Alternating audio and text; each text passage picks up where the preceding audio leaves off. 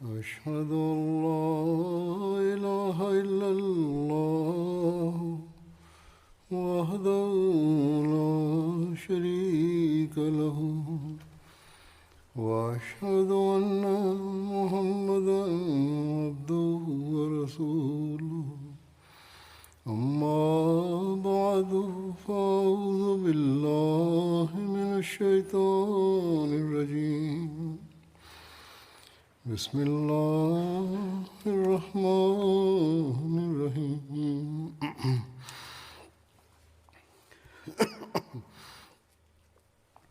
الحمد لله رب العالمين الرحمن الرحيم مالك يوم الدين إياك نعبد وإياك نستعين اهدنا الصراط المستقيم صراط الذين أنعمت عليهم غير المغضوب عليهم ولا الضالين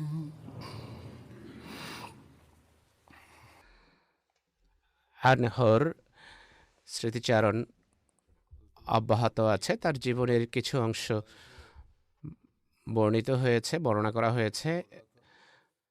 এই সম্পর্কে একটি রওয়ায়াত হলো, তিনি বংশ পরিক্রমার একজন বিশেষজ্ঞ ছিলেন আর কবিতার লেখার রুচিবোধ ছিল বা কবিতা বলারও রুচিবোধ ছিল। বলা হয় তিনি মানুষের মাঝে আরবের বংশ পরিক্রমার জ্ঞান সবচেয়ে বেশি তিনি রাখতেন। জুবাইর বিন মুতাইম, যিনি বংশ পরিক্রমার জ্ঞানের ক্ষেত্রে একজন প্রবাদ পুরুষ ছিলেন, তিনি বলেন যে আমি বংশ পরিচয় এবং বংশ পরিক্রমার জ্ঞান আবু বকরের কাছে শিখেছি। বিশেষ করে কুরাইশের বংশ পরিচয়ের জ্ঞান শিখেছি, কেননা আবু বকর কুরাইশ ছিলেন। কুরাইশের বংশ পরিচয় বংশ পরিক্রমার জ্ঞান, তাদের বংশে যেই ভালো এবং মন্দ দিক ছিল সেগুলোর জ্ঞান সবচেয়ে বেশি তিনি রাখতেন। তিনি তাদের যে সমস্ত দোষ ত্রুটি ছিল সেগুলো বলে বেড়াতেন না। এই কারণে তিনি আকিল বিন আবু তালেবের তুলনায় কুরাইশ এর ভিতর সবচেয়ে বেশি জনপ্রিয় ছিলেন। হযরত আকিল হযরত আবু বকরের পর কুরাইশের বংশ পরিচয়ের জ্ঞান এবং তাদের পিতৃপুরুষ আর তাদের দোষ ত্রুটি এবং গুণাবলী সম্পর্কে সবচেয়ে বেশি জানতেন। হযরত আকিল কুরাইশের দৃষ্টিতে অপছন্দনীয় ছিলেন, কারণ কুরাইশের দোষ ত্রুটিও তিনি তুলে ধরতেন। হযরত আকিল মসজিদে নববীতে বংশ পরিক্রমার এবং কুরাইশের অবস্থার জ্ঞান অর্জনের জন্য হযরত আবু বকরের কাছে বসতেন। মক্কাবাসীদের দৃষ্টিতে হযরত আবু বকর তাদের সর্বোত্তম লোকদের একজন ছিলেন। যখনই তারা কোনো সমস্যার সম্মুখীন হতো তার কাছে এসে সাহায্য চাইত, কেননা হযরত আবু বকর আরবের বংশানুক্রম, বিশেষ করে কুরাইশের বংশ পরিচয়ের জ্ঞান সবচেয়ে বেশি ছিল। কুরাইশের কবিরা যখন মহানবী সাল্লাল্লাহু আলাইহি সাল্লামের বিরুদ্ধে বিদ্রুপাত্মক কবিতা বলে, তখন হযরত হাসান বিন সাবেত তাদের বিদ্রুপের উত্তর দেওয়ার দায়িত্ব পান। হযরত হাসান যখন মহানবী সাল্লাল্লাহু আলাইহি সাল্লামের সকাশে উপস্থিত হন, হুজুর সাল্লাল্লাহু আলাইহি সাল্লাম তাকে বলেন, তুমি কুরাইশের নিন্দার্থে কিভাবে কবিতা বলতে পারো, কারণ আমি নিজেও তো কুরাইশ। তখন হযরত হাসান বলেন যে, হে আল্লাহর রাসূল সাল্লাল্লাহু আলাইহি সাল্লাম, আমি আপনাকে তাদের মধ্য থেকে এমনভাবে বাইরে রাখবো যেভাবে আটা থেকে চুল বা ঘি থেকে চুল বাইরে রাখা হয়। তখন মহানবী সাল্লাল্লাহু আলাইহি সাল্লাম বলেন যে, তুমি হযরত আবু বকরের কাছে যাও এবং তার কাছে কুরাইশের বংশানুক্রম সম্পর্কে জিজ্ঞেস করো। হযরত হাসান বলতেন যে, আমি কবিতা লেখার পূর্বে হযরত আবু বকরের কাছে যেতাম। তিনি কুরাইশের পুরুষ এবং মহিলার সম্পর্কে আমাকে দিক নির্দেশনা দিতেন। হযরত হাসানের এই সমস্ত কবিতা যখন মক্কা যেত, মক্কাবাসীরা বলতো যে এসব কবিতার পেছনে রয়েছে আবু বকরের দিক নির্দেশনা এবং পরামর্শ। হযরত আবু বকর বংশ পরিচয়ের জ্ঞানের পাশাপাশি আরবদের পারস্পরিক যুদ্ধের ইতিহাসের অনেক বড় আলেম ছিলেন। একইভাবে যথারীতি কবি না হলেও তার কবিতা বলার রুচিবোধ ছিল খুবই উন্নত মানের। হযরত আবু বকরের জীবনীকাররা এই বিতর্কের অবতারণা করেছিলেন যে তিনি রীতিমতো কবিতা লিখেছেন বা আবৃত্তি করেছেন কিনা। অবশ্য কোনো কোনো জীবনীকার এটি অস্বীকার করেছেন যে তিনি কোনো কবিতা লিখেছেন, তবে কোনো কোনো জীবনীকার তার কিছু কবিতার কথা উল্লেখ করেছেন। একইভাবে হযরত আবু বকরের 25টি কবিতা সম্বলিত পুস্তিকা তুর্কির একটি কুতুবখানা থেকে হস্তগত হয়েছে বলা হয়, সেখানে পড়ে আছে বা বলা হয় হযরত আবু বকরের কবিতা। কোনো লেখক এটিও লিখেছেন যে এই কবিতাগুলোর সম্পর্ক যে হযরত আবু বকরের, সেই সত্যায়ন এলহামের মাধ্যমে হয়েছে। তাবকাত ইবনে সাদ এবং সিরাত ইবনে হিশাম এটি লিখেছে যে হযরত আবু বকর কিছু কবিতা লিখেছিলেন বা কবিতা আবৃত্তি করেছিলেন। মহানবীর ইন্তেকাল এবং দাফন কাফনের পর হযরত আবু বকর যে কবিতা লিখেছেন তার অনুবাদ হলো, হে চোখ, দুজাহানের সর্দার সাল্লাল্লাহু আলাইহি সাল্লামের জন্য তোমার ক্রন্দনের শপথ, তুমি ক্রন্দন করতে থাকো, তোমার অশ্রু যেন কখনো না থামে। হে চোখ, কুরাইশের সর্বোত্তম ব্যক্তির বিয়োগে অশ্রু বিসর্জন দাও, যাকে অস্তাচলের সময় লাহাদে লুকিয়ে দেয়া হয়েছে। অতএব বাদশাদের বাদশাহ, বন্দাদের তত্ত্বাবধায়ক এবং ইবাদতকারীদের প্রভুর তাঁর প্রতি দরুদ বর্ষিত হোক। অতএব প্রিয় ভাজনের বা প্রিয় বন্ধুর বিদায়ের পর জীবনের আর কি বা বাকি থাকে? সারা পৃথিবীকে সৌন্দর্য দাতার বিদায়ের পর কিসের সৌন্দর্যের কথা বলছো? যেভাবে আমরা সারা জীবন একসাথে ছিলাম, মৃত্যু যদি আমাদের সবাইকে একই সাথে পরিবেষ্টন করত। এ ছিল তার পংক্তি বা কবিতার অনুবাদ। তার বিচক্ষণতা সম্পর্কে উল্লেখিত আছে যে তিনি খুবই বিচক্ষণ দূরদর্শী ব্যক্তি ছিলেন। হযরত আবু সাঈদ খুদরি বর্ণনা করেন, মহানবী সাল্লাল্লাহু আলাইহি ওয়াসাল্লাম বলেছেন, আল্লাহ তাআলা এক বান্দাকে ইহজীবন বা আল্লাহর কাছে যা আছে এই দুইয়ের মাঝে একটি অবলম্বনের স্বাধীনতা দিয়েছেন। তিনি আল্লাহর কাছে যা ছিল তা বেছে নিয়েছেন। এটি শুনে হযরত আবু বকর রাদিয়াল্লাহু আনহু কাঁদতে থাকেন। তখন আমি মনে মনে ভাবলাম, এই বুজুর্গের কি হয়েছে, কেন কাঁদছেন? আল্লাহ যদি বান্দাকে ইহজীবন বা আল্লাহর কাছে যা আছে তা বেছে নেওয়ার স্বাধীনতা দিয়ে থাকেন, আর তিনি যদি আল্লাহর কাছে যা আছে তা বেছে নিয়ে থাকেন, তাহলে কান্নার কি আছে? মহানবী সাল্লাল্লাহু আলাইহি ওয়াসাল্লাম সেই বান্দা ছিলেন। আবু বকর আমাদের মাঝে সবচেয়ে বেশি জ্ঞান রাখতেন। মহানবী বলেন, হে আবু বকর, কেঁদো না। রওয়ায়েতে রয়েছে, মহানবী বলেছেন যে আবু বকর কেঁদো না, নিশ্চয় সব মানুষের মাঝে আমার প্রতি সম্পদ ও সঙ্গ দিয়ে যে সবচেয়ে বেশি পূর্ণ করেছে আমার প্রতি, তিনি হলেন আবু বকর। উম্মতের কাউকে যদি বন্ধু হিসেবে অবলম্বন করার হতো, আবু বকরকেই অবলম্বন করতাম। কিন্তু ইসলামের ভ্রাতৃত্ব ও ভালোবাসা সব কিছু, মসজিদের সব দ্বার বন্ধ করে দেয়া হোক আবু বকরের দ্বার ছাড়া। বিচক্ষণতার নিরিখে এই উদ্ধৃতি বা এই হাদিসটি দ্বিতীয়বার উপস্থাপন করলাম। দরজা সংক্রান্ত একটা ব্যাখ্যাও হযরত মসিহে মাউদ উপস্থাপন করেছেন, যা পরে আমি তুলে ধরব। মসলেহে মাউদ এই ঘটনার উল্লেখ করে বলেন, মহানবী সাল্লাল্লাহু আলাইহি ওয়াসাল্লামের জীবনের অন্তিম দিনগুলোতে একবার তিনি সাল্লাল্লাহু আলাইহি ওয়াসাল্লাম বক্তৃতার উদ্দেশ্যে দণ্ডায়মান হন এবং সাহাবাদের সম্বোধন করে বলেন যে, হে লোক সকল, খোদার এক বান্দাকে খোদা তাআলা সম্বোধন করে বলেন যে, হে আমার বান্দা, তোমাকে আমি স্বাধীনতা দিচ্ছি, তুমি চাইলে এই পৃথিবীতে থাকতে পারো আর চাইলে আমার কাছে ফিরে আসতে পারো। তখন সেই বান্দা খোদার নৈকট্যকে বেছে নিয়েছেন। মহানবী সাল্লাল্লাহু আলাইহি ওয়াসাল্লাম যখন এই কথা বললেন, হযরত আবু বকর ঢুকুরে কেঁদে ওঠেন। হযরত ওমর বলেন, হযরত ওমরের প্রেক্ষাপটে কথা হচ্ছে যে তিনি বলছেন তার কান্না দেখে আমার খুব রাগ ধরে, যে মহানবী সাল্লাল্লাহু আলাইহি ওয়াসাল্লাম কোনো বান্দার ঘটনা বর্ণনা করছেন যে খোদা তাআলা তাকে স্বাধীনতা দিয়েছেন, যে চাইলে পৃথিবীতে থাকতে পারে আর ইচ্ছা করলে খোদার কাছে ফিরে যেতে পারে, আর সে খোদাকে পছন্দ করেছে। এই বৃদ্ধ লোকটি কেন কাঁদছে? কিন্তু হযরত আবু বকরের কাঁদতে কাঁদতে এত হিচকি উঠে যে তা কোনোভাবে বন্ধ হচ্ছিল না। অবশেষে মহানবী সাল্লাল্লাহু আলাইহি সাল্লাম বলেন,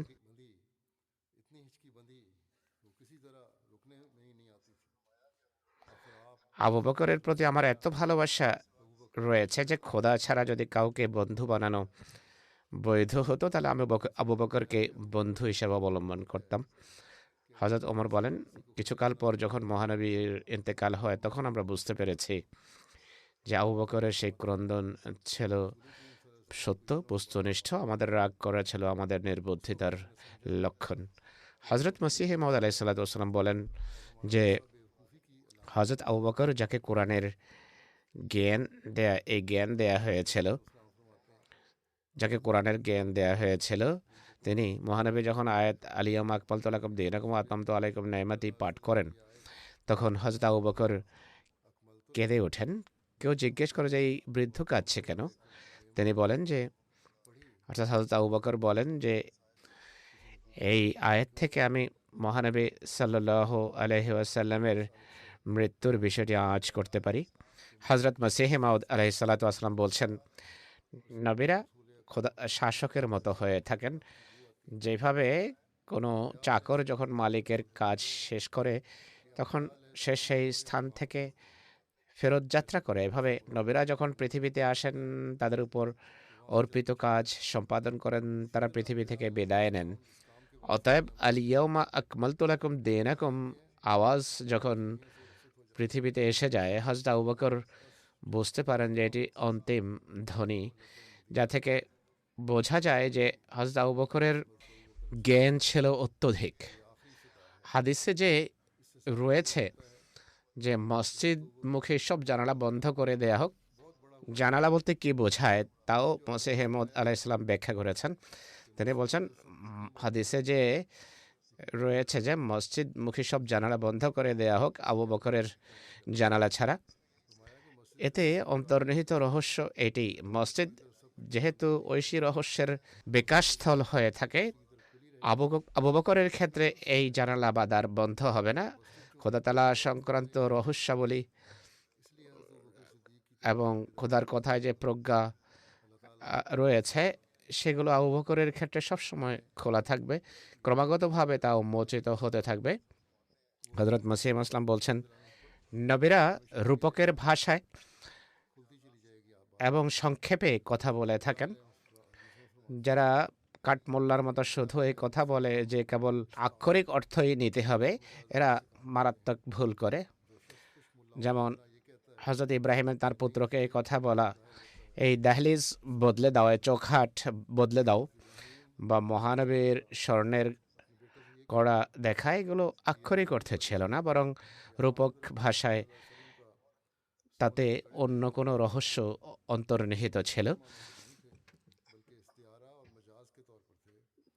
হযরত মসিহ মাউদ আলাইহিস সালাতু ওয়াস সালাম বলছেন যে বস্তুত সার কথা হলো হযরত আবু বকরকে কোরআনের জ্ঞান সবচেয়ে বেশি দেয়া হয়েছিল, এই কারণেই তিনি এই ব্যাখ্যা করেছেন। মসিহ ইসলাম বলছেন যে বাহ্যত এটি বিপরীত অর্থ হলেও তাকওয়া এবং সততার তবুও দাবি হলো আবু বকরের কথা মানা, অর্থাৎ তাদের আবু বকরের কথা মানা উচিত ছিল। কিন্তু এখানে তো কোরআনে এমন একটি শব্দ নেই যা হযরত আবু বকরের কৃত অর্থের পরিপন্থী হবে। তিনি বলেন, মৌলবীদেরকে জিজ্ঞেস করো আবু বকর বিজ্ঞ ছিলেন কিনা, বুদ্ধিমান ছিলেন কিনা। তিনি আবু বকরই কি সিদ্দিক ছিলেন না? তিনি কি সেই ব্যক্তি নন যিনি সর্বপ্রথম, যিনি মহানবীর প্রথম খলিফা মনোনীত হয়েছেন, যিনি ইসলামের সুমহান সেবা করেছেন, ধর্মত্যাগের ভয়াবহ মহামারীকে রুখে দিয়েছেন? তিনি বলেন, আচ্ছা অন্য সব কথা বাদ দাও, শুধু এটি বলো হযরত আবু বকরের মেম্বারে আরোহণের প্রয়োজন কি ছিল? এরপর তাকওয়ার ভিত্তিতে বলো, তিনি যে ওমা মোহাম্মদুন ইল্লা রসুল কাদ খালাত মিন কাবলেহের রসুল পাঠ করলেন, তখন উদ্দেশ্য কি পূর্ণ এবং সর্বাঙ্গীন ব্যাখ্যা করা ছিল, নাকি এমন ব্যাখ্যা করা উদ্দেশ্য ছিল যার ভিত্তিতে এক বালকও বলতে পারতো যে যে ব্যক্তি ঈসাকে মৃত বলবে সে কাফের? অর্থাৎ আয়াত উপস্থাপন করার উদ্দেশ্য হলো সর্বাঙ্গীন সম্পূর্ণ যুক্তি প্রমাণ উপস্থাপন করা। আরেক জায়গায় হজরত মসিহ মউদ এই কথার ব্যাখ্যা করে বলেন যে আল ইয়াউমা আকমালতু লাকুম দীনাকুম। এই আয়াতের দুটো অংশ আছে। একটি হলো তিনি তোমাদের পবিত্র করেছেন, দ্বিতীয়ত ধর্মগ্রন্থকে সম্পূর্ণ করেছেন। এই আয়াত যখন অবতীর্ণ হয়, বলা হয়ে থাকে আবু বকর কাঁদতে থাকেন, কাঁদা আরম্ভ করেন। কেউ প্রশ্ন করে যে এই বুড়া কাঁদছে কেন? তিনি উত্তর দেন যে এই আয়াতে মহানবীর মৃত্যুর দুর্গন্ধ পাওয়া যায়। এটি জানা কথা যে কারো কাজ যখন সম্পাদিত হয়ে যায়, সম্পাদিত হওয়াই তার মৃত্যুর প্রমাণ হয়ে থাকে। যেভাবে পৃথিবীতে সেটেলমেন্টের জন্য লোক পাঠানো হয়, সেটেলমেন্টের কাজ যখন হয়ে যায় কর্মীরা সেখান থেকে বিদায় নেয়। মহানবী সাল্লাল্লাহু আলাইহি সাল্লাম যখন আবু বকর সংক্রান্ত ঘটনাটি শোনেন, বলেন সবচেয়ে বুদ্ধিমান হলেন আবু বকর। তিনি বলেন পৃথিবীতে কাউকে যদি বন্ধু বানাতাম তাহলে আবু বকরকেই বানাতাম। তিনি বলেন মসজিদের দিকে আবু বকরের জানালা খোলা থাকবে, বাকি সব বন্ধ করে দাও। কেউ জিজ্ঞেস করলো যে এই দুই কথার আন্তঃসম্পর্ক কি, যে বন্ধু বানাতাম বা জানালা খোলা রাখতাম? তিনি এখানে ব্যাখ্যা করছেন যে স্মরণ রেখো, মসজিদ খোদা তাআলার ঘর, যা সকল নিগূঢ় তত্ত্বের উৎসস্থল। এ কারণেই বলা হয়েছে যে আবু বকরের অভ্যন্তরীণ জানালা মুখী, তাই তার জন্য এই জানালা রাখা হোক। এর অর্থ এই নয় যে অন্য সাহাবী বঞ্চিত ছিলেন, তাদের মাঝেও বড় বড় অন্তর্দৃষ্টি সম্পন্ন সাহাবী ছিলেন। আবু বকরের শ্রেষ্ঠত্ব ছিল সে ব্যক্তিগত বিচক্ষণতা, যা প্রারম্ভেও এর দৃষ্টান্ত স্থাপন করেছে এবং সমাপ্তিতেও। বস্তুত আবু বকরের সত্তা দুই বিচক্ষণতার সমাহার ছিল। এরপর মসিহ ইসলাম বলছেন যে আবু বকর সিদ্দিক রাদিয়াল্লাহু তাআলা আনহু অভিজ্ঞ এবং বিচক্ষণ লোকদের অন্তর্ভুক্ত ছিলেন। তিনি অনেক জটিল বিষয়ে দেখেছেন আর এর কঠোরতা দেখেছেন, বহু যুদ্ধে অংশগ্রহণ করেছেন, রণকৌশল প্রত্যক্ষ করেছেন, বহু মরুভূমি এবং পর্বতমালা মারিয়েছেন, বহু ধ্বংসস্থলে নির্দ্বিধায় প্রবেশ করেছেন। অনেক বক্র পথ ছিল যেগুলোকে তিনি সোজা করেছেন। বহু যুদ্ধে তিনি অগ্র পদচারণা করেছেন। কতই না ফিতনা ছিল যেগুলোকে তিনি নিশ্চিহ্ন করেছেন। কত এমন বাহন ছিল যেগুলোকে সফরে তিনি দুর্বল করে তুলেছেন। অর্থাৎ অনেক সফর করেছেন, এত সফর করেছেন যে বাহন ক্লান্ত হয়ে যেত। অনেক গন্তব্য অতিক্রম করে তিনি মূর্তিমান অভিজ্ঞতা হয়ে গেছেন। তিনি বিপদে ধৈর্য ধারণকারী এবং সাধনাকারী ছিলেন। আল্লাহ তাআলা তাকে তার আয়াতের নাজল স্থল মুহাম্মদ সাল্লাল্লাহু আলাইহি ওয়াসাল্লামের সাথী হিসাবে মনোনীত করেছেন। তার নিষ্ঠা এবং অবিচলতার কারণে আল্লাহ তার প্রশংসা করেছেন। এটি কথার পরিচায়ক যে তিনি মুহাম্মদ সাল্লাল্লাহু আলাইহি সাল্লামের প্রিয়জনদের মাঝে সবচেয়ে প্রিয় ছিলেন। তাকে স্বাধীনতার খামের থেকে সৃষ্টি করা হয়েছে, আর বিশ্বস্ততা ছিল তার প্রকৃতির অংশ। এই কারণেই তাকে গুরুত্বপূর্ণ বিপজ্জনক বিষয় এবং কাণ্ডজ্ঞান বিলুপ্তকারী বিপদের সময় নির্বাচন করা হয়েছে। আল্লাহ সর্বজ্ঞানী সর্বপ্রজ্ঞাময়, তিনি সব বিষয়কে স্থানকাল ভেদে করে থাকেন। পানি যথাযথ অবস্থার নিরিখে ঝর্ণা থেকে প্রস্রবিত করেন। তিনি আবি কাহাফার উপর স্নেহের দৃষ্টি দেন এবং বিশেষ অনুগ্রহ করেন। তার প্রতি তাকে বিশ্বের অনন্য ব্যক্তিতে পরিণত করেন। কথার ক্ষেত্রে সবচেয়ে সত্যবাদী খোদা তাআলা বলেন,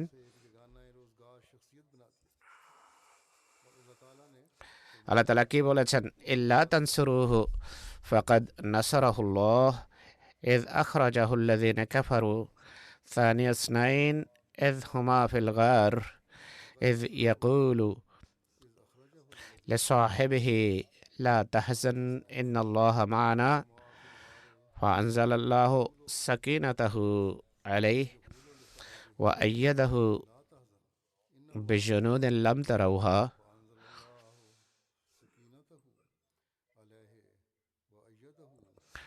وجعل كلمة الذين كفروا السفلى وكلمة الله هي العليا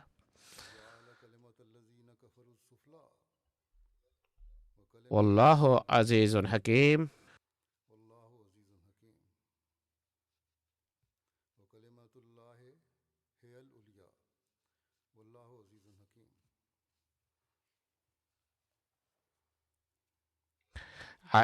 যদি তোমরা এই রসুলকে সাহায্য নাও করো, আল্লাহ তাআলা পূর্বেও তাকে সাহায্য করেছেন যখন অস্বীকারীরা তাকে স্বদেশ থেকে বিতাড়িত করেছে। এমত অবস্থায় যে তিনি দুয়ের একজন ছিলেন, তাদের উভয় যখন গুহায় ছিল, সে তার সাথীকে বলছিল যে দুঃখ করো না, নিশ্চয় আল্লাহ আমাদের সাথে আছেন। অতএব আল্লাহ তার প্রতি প্রশান্তি অবতীর্ণ করেছেন আর এমন বাহিনী দিয়ে তাকে সাহায্য করেছেন যে বাহিনী তোমরা কখনো দেখনি। তিনি তাদের কথাকে হীন প্রমাণিত করেছেন যারা অস্বীকার করেছিল, আর আল্লাহ তাআলার কথাই জয়যুক্ত হয়ে থাকে। আর আল্লাহ মহাপরাক্রমশালী এবং প্রজ্ঞাময়। হযরত আবু বকর রাদিয়াল্লাহু তাআলা আনহু স্বপ্ন ব্যাখ্যা করাও খুব ভালো জানতেন। লেখা আছে যে স্বপ্নের ব্যাখ্যার ক্ষেত্রে গভীর দক্ষতা রাখতেন তিনি। স্বপ্নের ব্যাখ্যার ক্ষেত্রে সবচেয়ে বেশি শ্রেষ্ঠত্ব ছিল তার। এমনকি মহানবী সাল্লাল্লাহু আলাইহি ওয়াসাল্লামের বরকতময় যুগে তিনি স্বপ্নের ব্যাখ্যা করতেন। ইমাম মোহাম্মদ বিন সিরিন বলেন, মহানবী সাল্লাল্লাহু আলাইহি সাল্লামের পর হযরত আবু বকর সিদ্দিক রাদিয়াল্লাহু আনহু সবচেয়ে বড় স্বপ্ন বিশারদ ছিলেন। হযরত আবু বকর সিদ্দিক রাদিয়াল্লাহু আনহুর বর্ণিত কয়েকটি স্বপ্নের ব্যাখ্যা উপস্থাপন করা হয়ে থাকে। হযরত ইবনে আব্বাস বর্ণনা করেন, ওহদ থেকে ফেরার পথে এক ব্যক্তি মহানবী সাল্লাল্লাহু আলাইহি সাল্লামের কাছে এসে বলে, হে আল্লাহ রসুল সাল্লাল্লাহু আলাইহি সাল্লাম, আমি স্বপ্নে একখণ্ড মেঘমালা দেখেছি যা থেকে ঘি এবং মধু চুয়ে চুয়ে পড়ছিল, আর আমি দেখলাম মানুষ নিজেদের হাতে সেই মধু নিচ্ছিল, কেউ বেশি নিচ্ছে কেউ কম। আর আমি একটি রশি দেখেছি যা আকাশ পর্যন্ত সম্প্রসারিত ছিল, আর আমি আপনাকে দেখেছি আপনি সেটি ধরে তার মাধ্যমে উপরে চলে গেছেন। এরপর আরেক ব্যক্তি সেটিকে ধরে সেটির অবলম্বনে উপরে চলে যায়। এরপর আরেক ব্যক্তি সেটি ধরে এবং তিনিও এর অবলম্বনে উপরে চলে যান। অপর এক ব্যক্তি সেই রশি নিজের হাতে নেয়, সেই রশি ছেড়ে যায়। এরপর সেটিকে আবার যুক্ত করে দেওয়া হয়, বেঁধে দেওয়া হয়, সেই রশির অবলম্বনে উপরে চলে যায়। হযরত আবু বকর রাদিয়াল্লাহু আনহু মহানবী সাল্লাল্লাহু আলাইহি সাল্লামকে বলেন যে, হে আল্লাহ রসুল সাল্লাল্লাহু আলাইহি সাল্লাম, আমাকে এই স্বপ্নের ব্যাখ্যা করতে দেন। আপনি যদি অনুমতি দেন আমি এর ব্যাখ্যা করতে পারি। তিনি সাল্লাল্লাহু আলাইহি সাল্লাম বললেন যে, হ্যাঁ ব্যাখ্যা করো। তিনি বলেন, যেই মেঘমালা ছায়া বিস্তৃত করছিল তা হলো ইসলাম, যে মধু এবং ঘি চুয়ে পড়ছিল তা হলো কোরআন, এর মিষ্টতা এবং এর সূক্ষ্মতা। আর মানুষ যে মধু এবং ঘি সংগ্রহ করছে এর অর্থ হলো কোরআন গ্রহণকারী, অর্থাৎ কোরআনের জ্ঞান অর্জনকারী, বেশি হোক বা স্বল্প। যে রশি আকাশ পর্যন্ত প্রলম্বিত ছিল তা হলো সত্য, যে সত্যের উপর মহানবী সাল্লাল্লাহু আলাইহি ওয়াসাল্লাম রয়েছেন। মহানবী সেটি নিয়ে তার অবলম্বনে উপরে চলে যান। এরপর তিনি সাল্লাল্লাহু আলাইহি ওয়াসাল্লামের পর আরেক ব্যক্তি তা নিজের হাতে নেবে এবং এর মাধ্যমে সে উঁচু হবে, উচ্চতায় পৌঁছবে। আরেক ব্যক্তিও এর মাধ্যমে উচ্চতায় পৌঁছবে, অপর ব্যক্তিও তা করবে এবং এরপর সে রশি ছিঁড়ে যাবে, তার জন্য এটি আবার সংযুক্ত করে দেয়া হবে আর এর মাধ্যমে সে উপরে যাবে। মহানবী সাল্লাল্লাহু আলাইহি ওয়াসাল্লাম বলেন, তুমি কিছু কথা সঠিক বলেছ আর কোনো কোনো ক্ষেত্রে ভুল করেছ। হযরত আবু বকর বলেন যে, হে আল্লাহ রাসূল সাল্লাল্লাহু আলাইহি সাল্লাম, আপনাকে আমি শপথ দিচ্ছি আমি যা সঠিক বলেছি আর যা ভুল বলেছি আমাকে আপনি অবহিত করুন। মহানবী সাল্লাল্লাহু আলাইহি ওয়াসাল্লাম বলেন, আবু বকর আমাকে শপথ নিয়ে কথা বলতে বাধ্য করবে না। যে সঠিক ব্যাখ্যা ছিল এই স্বপ্নের, স্পষ্ট সঠিক ব্যাখ্যা তখন বলা পছন্দ করেননি। সে কারণে তিনি বলেন যে আমাকে শপথ করে কথা বলতে বাধ্য করো না, যা বলেছি সেটাই যথেষ্ট। ইবনে শাহাবের পক্ষ থেকে বর্ণিত, মহানবী সাল্লাল্লাহু আলাইহি ওয়াসাল্লাম একটি স্বপ্ন দেখেছেন। সেই স্বপ্ন আবু বকরের কাছে বর্ণনা করতে গিয়ে তিনি সাল্লাল্লাহু আলাইহি ওয়াসাল্লাম বলেছেন,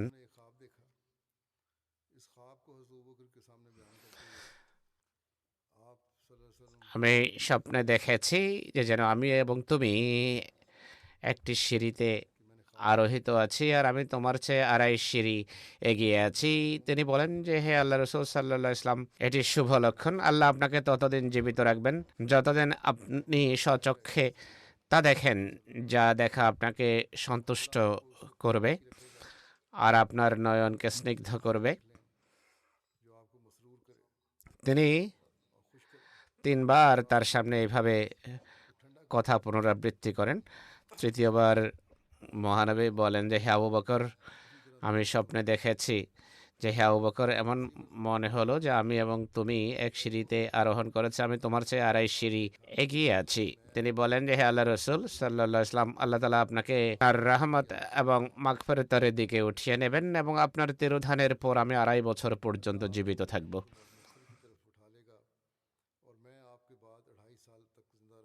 হযরত আবু বকর এর এই ব্যাখ্যা করেছে আর এমনটি ঘটেছে।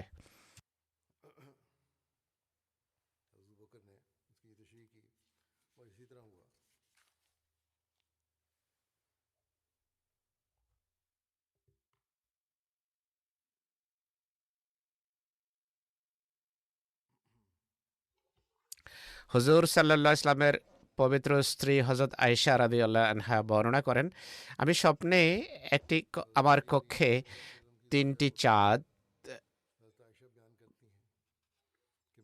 পড়তে দেখেছি, পতিত হতে দেখেছি। আমি আমার স্বপ্ন আমার পিতা হযরত আবু বকর সিদ্দিক রাদিয়াল্লাহু আনহুর কাছে বর্ণনা করি। হুজুর সাল্লাল্লাহু আলাইহি ওয়াসাল্লামের তিরোধানের পর তাকে যখন হযরত আয়েশার কক্ষে দাফন করা হয়, হযরত আবু বকর বলেন যে এটি তোমার চাঁদগুলোর একটি, আর এটি সেই সব চাঁদের মাঝে সর্বোত্তম। হযরত আব্দুর রহমান বিন আবি লাইলা রাদিয়াল্লাহু তাআলা আনহু বর্ণনা করেন যে মহানবী সাল্লাল্লাহু আলাইহি ওয়াসাল্লাম বলেছেন, আমি দেখেছি কালো রঙের ছাগপাল আমার অনুসরণ করছে আর তাদের পেছনে রয়েছে মেটেল রঙের ছাগপাল।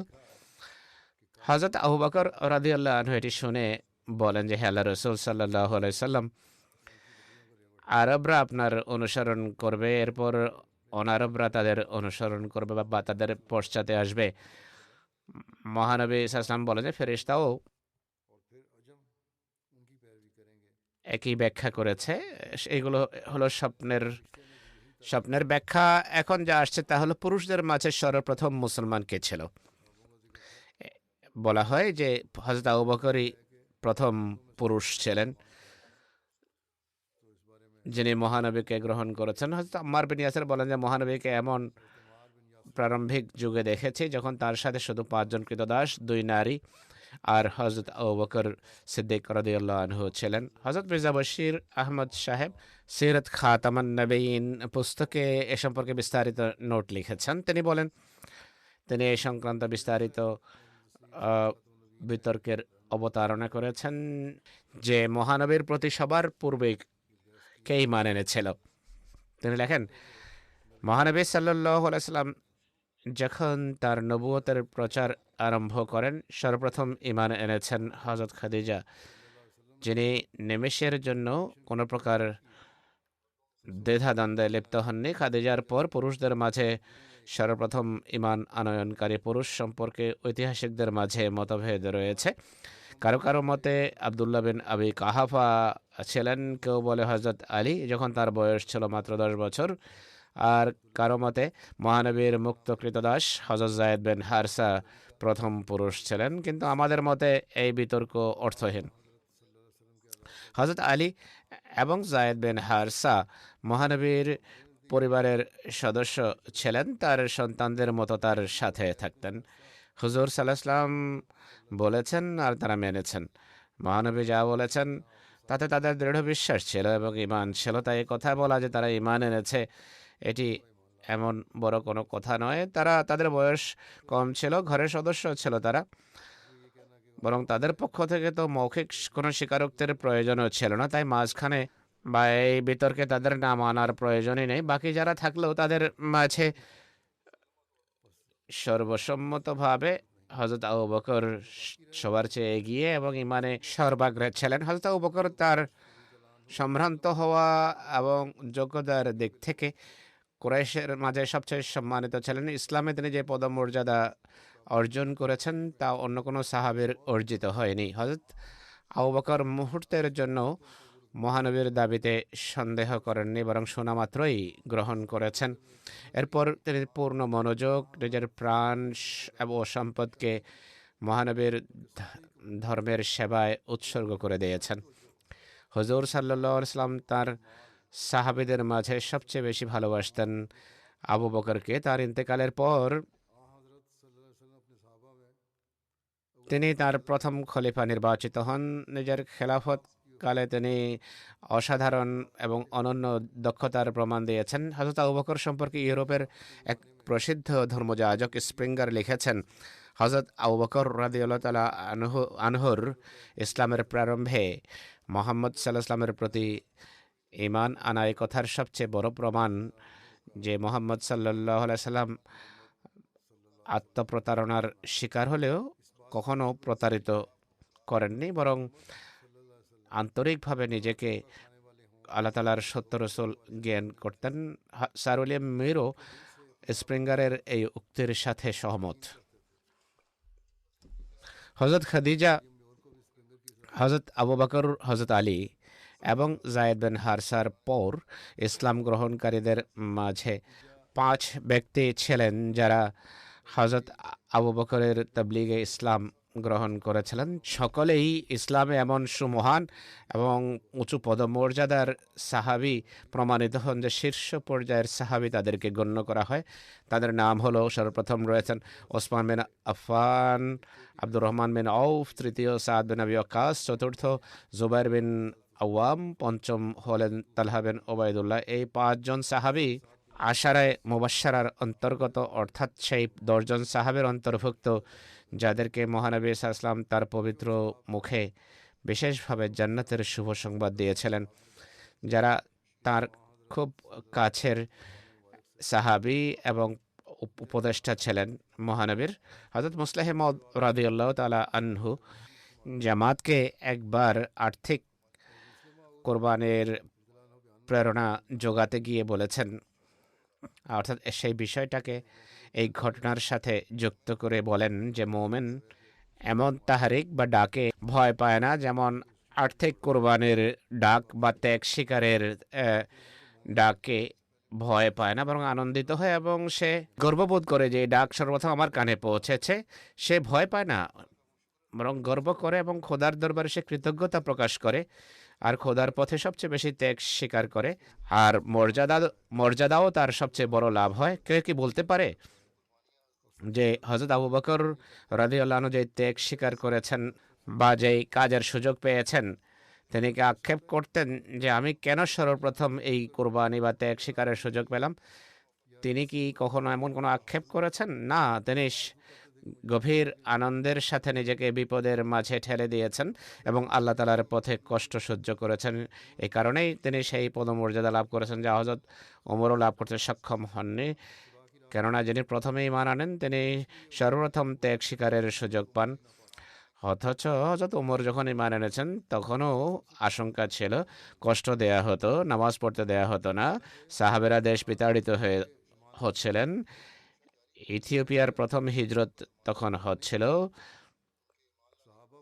উন্নতির যুগ তার ঈমান আনার অনেক পরে সূচিত হয়েছে। কিন্তু তা সত্ত্বেও প্রথম দিকে ঈমান আনা এবং প্রথম যুগে কোরবানির ফলে যে পদমর্যাদা আবু বকর লাভ করেছিলেন, হযরত ওমর কখনো তার সমকক্ষ হতে পারতেন না। এই কারণেই একবার যখন হযরত আবু বকর এবং ওমরের মাঝে বিতর্ক হয়, মতভেদ হয়, তিনি সাল্লাল্লাহু আলাইহি ওয়াসাল্লাম বললেন যে তোমরা যখন ইসলামকে অস্বীকার করছিলে তখন আবু বকর ইসলাম গ্রহণ করেছেন, আর যখন তোমরা ইসলামের বিরোধিতা করছিলে তিনি ইসলামকে সাহায্য করেছেন। এখন কেন তোমরা তাকে দুঃখ দাও বা কষ্ট দাও? তার প্রথম ঈমান আনা এবং কোরবানির কথা মহানবী বলেছেন, অথচ হযরত উমরও কষ্ট সহ্য করেছেন আর তিনিও ত্যাগ স্বীকার করেছিলেন। অতএব হযরত আবু বকর এই শ্রেষ্ঠত্ব এবং গর্বের অধিকারী ছিলেন। কেউ কেউ বলতে পারে যে আবু বকর হয়তো চাইতেন যে মক্কা বিজয়ের সময় যদি তিনি মুসলমান হতেন তাহলে ভালো হতো, বরং হযরত আবু বকরের সামনে সারা পৃথিবীর রাজত্ব যদি দেওয়া হতো তিনি তাচ্ছিল্যের সাথে তা প্রত্যাখ্যান করতেন আর গ্রহণ করতেন না, বরং এই পদমর্যাদার বিপরীতে পৃথিবীর বিভিন্ন রাজত্বকে লাথি মারাও পছন্দ করতেন না। অতএব এ ছিল তার কোরবানি এবং ত্যাগেরই প্রতিদান, আর আল্লাহ তাআলা এইভাবেই ক্রমাগতভাবে প্রতিদান দিয়ে থাকেন। কৃতদাস মুক্ত করা সম্পর্কে লেখা আছে যে হযরত ওমর রাদিয়াল্লাহু তাআলা আনহু বলতেন, আবু বকরিন সাইয়্যিদুনা ওয়া আতাকা সাইয়্যিদানা, অর্থাৎ ইয়ানি বেলাল, আবু বকর আমাদের নেতা, তিনি আমাদের নেতাকে মুক্ত করেছেন, আর তিনি এর মাধ্যমে হযরত বেলালকে বুঝিয়েছেন। হযরত আবু বকর ইসলামের প্রাথমিক যুগে নিজের সম্পদ খরচ করে 7 জন কৃতদাসকে মুক্ত করেছেন, যাদেরকে আল্লাহ তাআলার কারণে কষ্ট দেওয়া হতো। সেই কৃতদাসদের নাম হলো হযরত বেলাল রাদিয়াল্লাহু তাআলা আনহু, আমির বিন ফুহাইরা রাদিয়াল্লাহু তাআলা আনহু, জিন্নিরা রাদিয়াল্লাহু তাআলা আনহু, নাদিয়া রাদিয়াল্লাহু তাআলা আনহা এবং তার কন্যা বনি মুমাল এবং উম্মে ওয়াইস।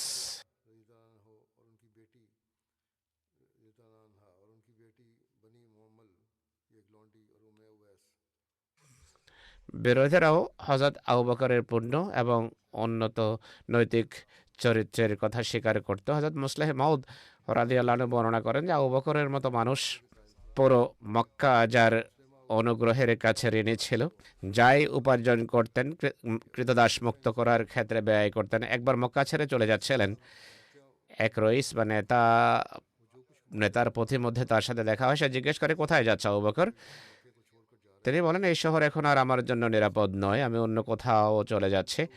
সেই নেতা বলে, তোমার মতো সম্ভ্রান্ত মানুষ যদি এ শহর থেকে বেরিয়ে যায় শহর ধ্বংস হয়ে যাবে, আমি তোমাকে আশ্রয় দিচ্ছি, শহর ছেড়ে যেও না।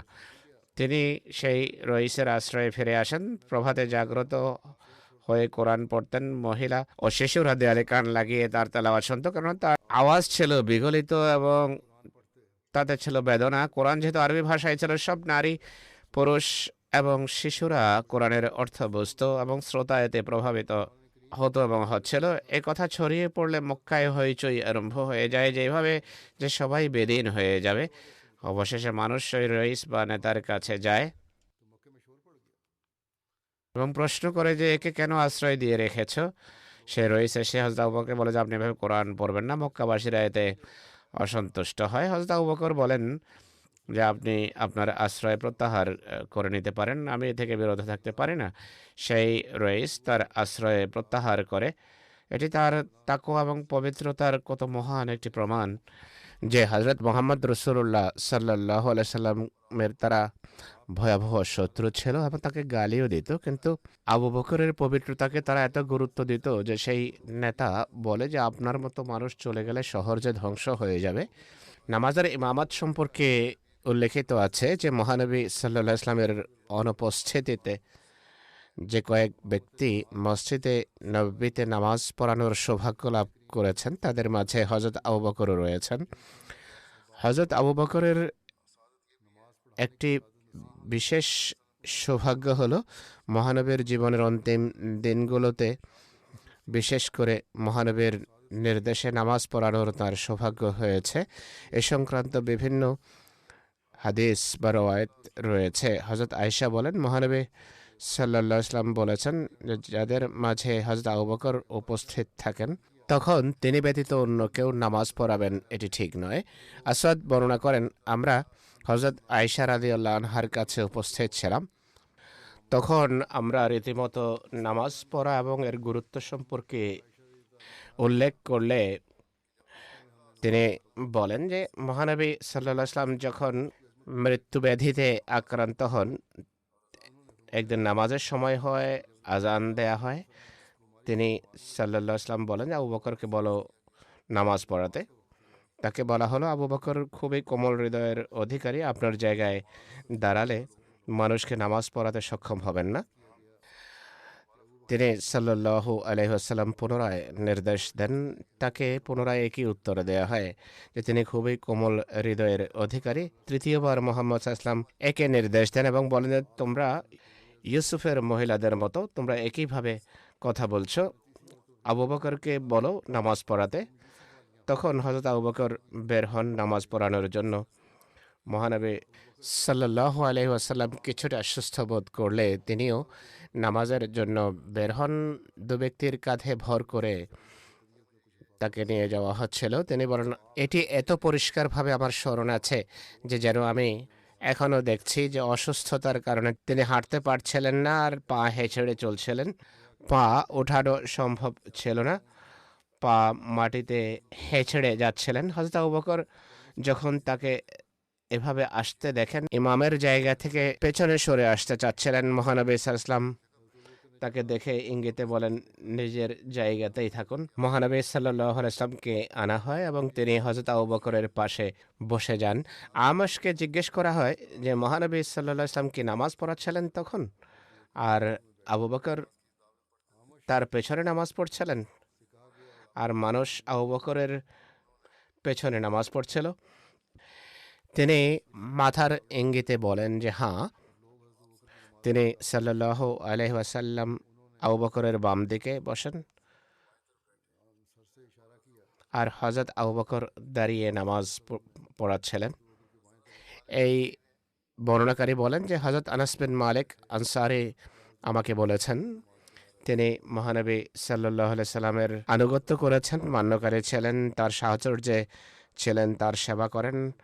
তিনি বলেন, আবু বকর মানুষের নামাজের ইমাম ছিলেন। যে রোগে মহানবী সাল্লাল্লাহু আলাইহি সাল্লামের ইন্তেকাল হয়, এটি রোববারের কথা। মানুষ সারিবদ্ধভাবে নামাজের জন্য দণ্ডায়মান ছিল। মহানবী তার কামরার পর্দা সরান, তিনি আমাদের দেখছিলেন, দণ্ডায়মান ছিলেন, যেন তার চেহারা কোরআনের পৃষ্ঠা ছিল।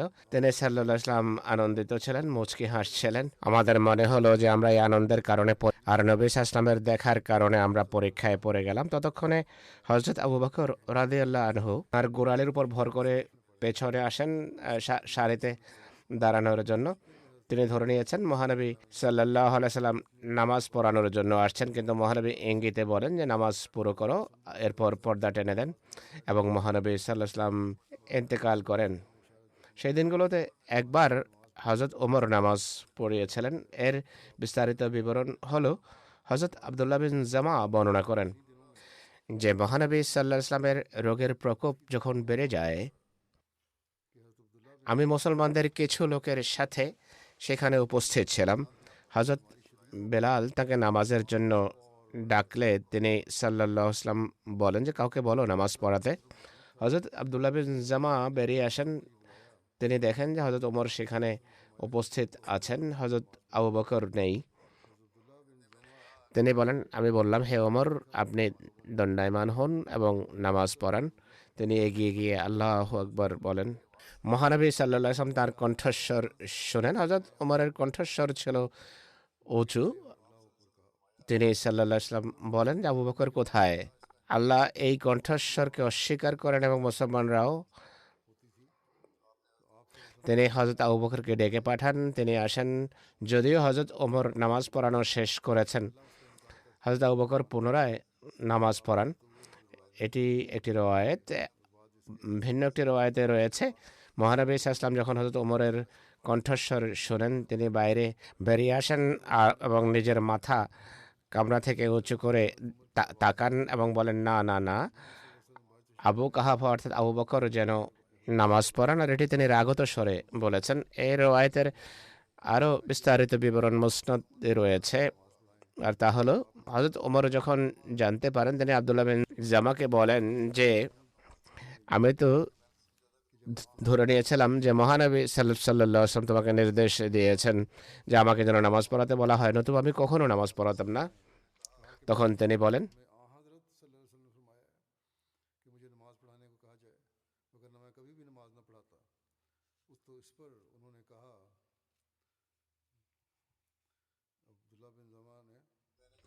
না, আমি যখন দেখলাম যে হযরত আবু বকর নেই, নিজেই ভাবলাম যে এরপর আপনি নামাজ পড়ানোর অধিকার রাখেন, এই কারণে আমি নিজেই আপনাকে নামাজ পড়ানোর অনুরোধ করেছিলাম, আমাকে নির্দেশ দেওয়া হয়নি এই কথা বলার। এটি মুসনদ আহমদ থেকে নেওয়া হয়েছে। সন্তানদের প্রতি তার স্নেহ এবং ভালোবাসা সম্পর্কে এক লেখক লিখেছেন যে হযরত আবু বকর তার সন্তান সন্ততিকে গভীরভাবে ভালোবাসতেন।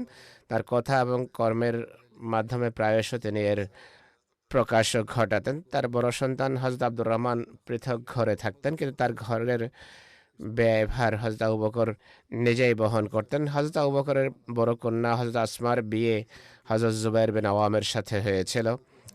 প্রথম দিকে খুবই অসচ্ছল ছিলেন তিনি, ঘরে কোনো চাকর চাকরানি রাখার সামর্থ্য ছিল না, সে কারণে হযরত আসমাকে অনেক কাজ করতে হতো। তিনি প্রস্তুত করতেন, খাবার রান্না করতেন, পানি আনতেন, বালতিতে লাগানোর জন্য রশি বুনতেন, অনেক দূর থেকে খেজুর আটি মাথায় বহন করে নিয়ে আসতেন, ঘোড়াকে ঘাসও খাওয়াতেন। হযরত আবু বকর সিদ্দিক যখন এই অবস্থা সম্পর্কে অবহিত হন, তিনি এক কর্মচারী পাঠান যে ঘোড়াকে ঘাস খাওয়াতো আর দেখাশোনা করত। হযরত আসমা বলেন, খাদেম পাঠিয়ে যেন পিতা আমাকে মুক্ত করে দিয়েছেন।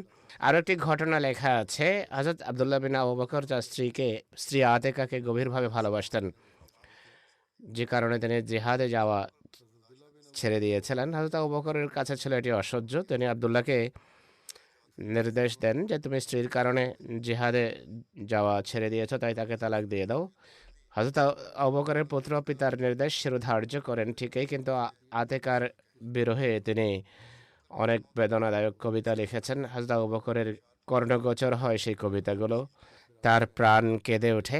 তিনি আব্দুল্লাহকে পুনরায় তার স্ত্রীকে ফিরিয়ে আনার অনুমতি প্রদান করেন বিয়ে করে। হযরত বারা বর্ণনা করেন যে আমি হযরত আবু বকরের সাথে তার পরিবারের সদস্যদের কাছে যাই, দেখলাম তার কন্যা হযরত আয়েশা শুয়ে আছেন, তার জ্বর ছিল। আমি দেখলাম হযরত আবু বকর হযরত আয়েশার মুখে চুমু দেন এবং জিজ্ঞেস করেন যে, হে আমার কন্যা, তুমি কেমন আছো? স্মৃতিচারণের এই ধারা ইনশাআল্লাহ ভবিষ্যতেও অব্যাহত থাকবে।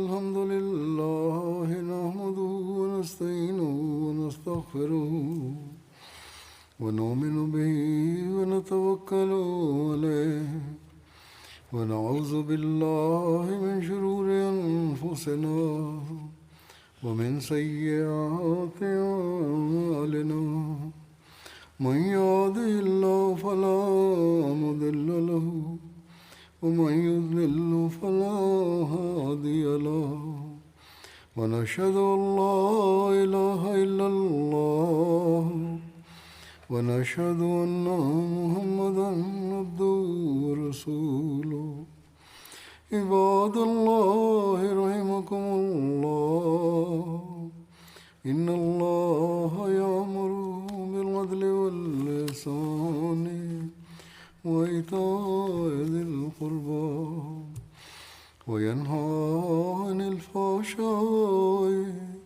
والمنكر والبغي يعظكم لعلكم تذكرون اذكروا الله يذكركم وادعوه يستجب لكم ولذكر الله أكبر.